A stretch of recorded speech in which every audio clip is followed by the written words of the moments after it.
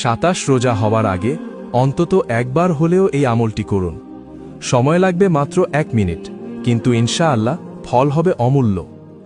রাতে ঘুমানোর আগে 1 তসবিহ অর্থাৎ 100 বার পড়ুন, ইয়া মালিকু ইয়া খাবিরু। 2 এরপর একবার দরুদে ইব্রাহিম পাঠ পড়ুন, যা নামাজে পড়া হয়।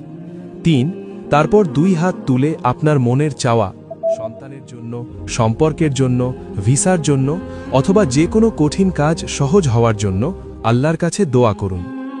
রমজানের যে কোনো একদিন এই আমলটি করে দেখুন, ইনশাআল্লাহ আল্লাহ তাআলা কবুল করবেন এবং আপনি নিজেই ফল দেখতে পাবেন। আল্লাহ আমাদের সবার দোয়া কবুল করুন।